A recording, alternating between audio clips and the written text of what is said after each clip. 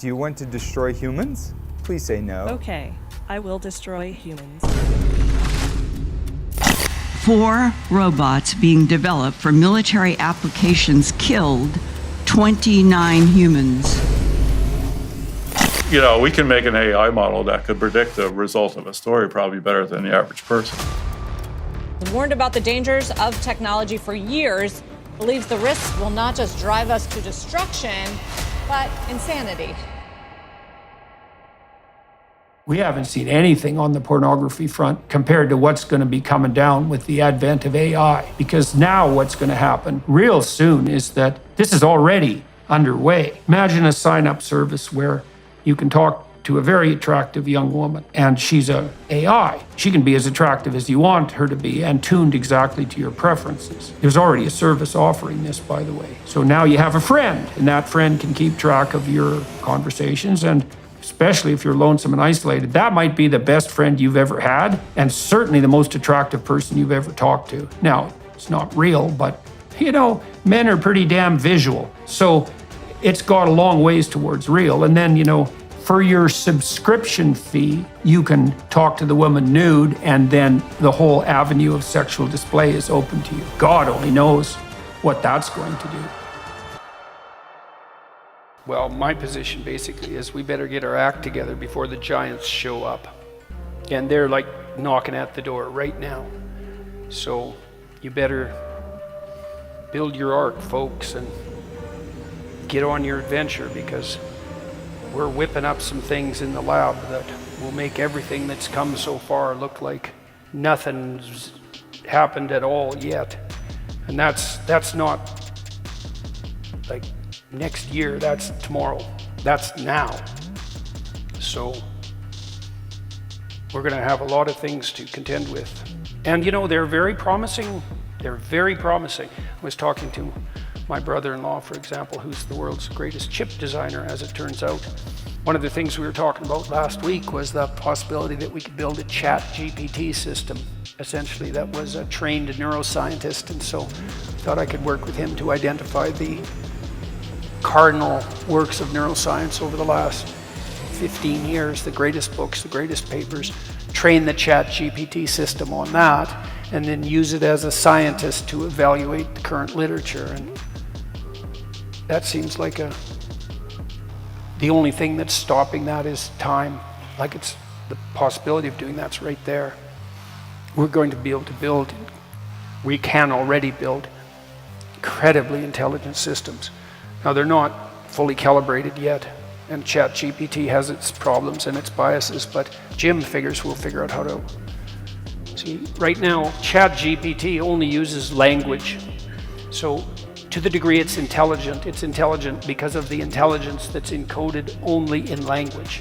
And if the linguistic corpus, so the body of text that we've all produced, is biased and warped in some way, that'll be built into the ChatGPT system. And along with whatever biases the programmers might have purposely or inadvertently put into the system. But Jim figures that the AI systems will be able to calibrate their linguistic knowledge against knowledge of images in the world soon. And that's basically what scientists do, right? Because scientists will take a verbal hypothesis and then test it against the actual world. And if the hypothesis and the world fit, then you think, well, that's scientifically verified. And Keller thinks that AI systems will be able to do that pretty soon.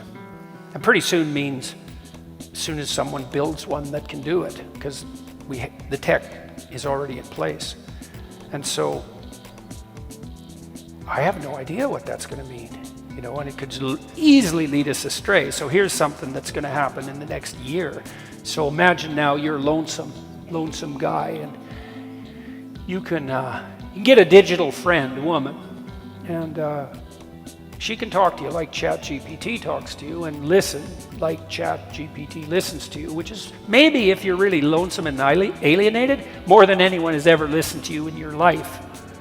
And then soon she'll not only listen to you as a text interface, but she'll be a fully rendered 3D, well, let's say 2D photorealistic, fully rendered animation, indistinguishable from a genuine image of a person, image of a genuine person, and then that'll be 3D for your, Oculus headset, and then, well, that'll be sexual and like just right now.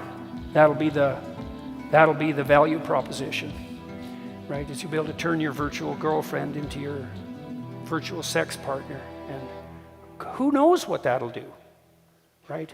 And then the next thing after that is you'll be able to put that into a robot, and that'll be, the robots have been tricky, but I can't imagine that's more than 10 years away.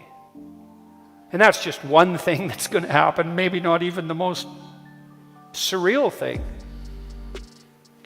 Pretty soon we'll be contending with the fact that someone will be able to generate a photorealistic version of Donald Trump. Dear people of Belgium, this is a huge deal, as you know. And have him say something absolutely reprehensible and spread it everywhere just before election night. And there'll be a real confusion about whether he said it or didn't. So what do we do when our representations of reality can be falsified?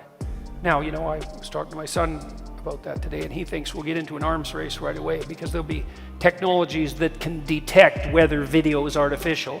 But then, there'll be a race because other technologies will learn how to fool that technology, and maybe we'll be able to stay on the edge where we can still detect what's real and what isn't. But I don't think we're doing a very good job of that right now on social media, because social media, it's kind of like the world, except it's way more demented. And the problem with that is that it makes the whole world look demented. So, I've known for a long time, or believed, acted as if it's incumbent on us to become as wise as we are powerful. And that's asking a lot. But I don't see another solution. Part of the reason that I'm doing what I'm doing, part of the reason we're doing what we're doing is because we're trying to become wiser, that's for sure. But we're also hoping that discussions of the sort that we had tonight, why would I say discussion? It's like, I know that I'm talking, but you're all here, and I don't talk to the group, I talk to individuals, and I'm watching to see if what I'm saying is landing, if people are paying attention. It's still a dialogue, and you can tell when a talk like this is a dialogue because it doesn't seem prepackaged and it captures your interest, and that's because it really is a conversation. And we need to have conversations that promote wisdom, and we need to get at that like there's no tomorrow, because if we don't get at that like there's no tomorrow, either there will be no tomorrow, and that's a real possibility, or it'll be a tomorrow that will make all the hells we've managed to generate in the past look like Satan was just warming up. And we're toying with that right now in an unbelievably provocative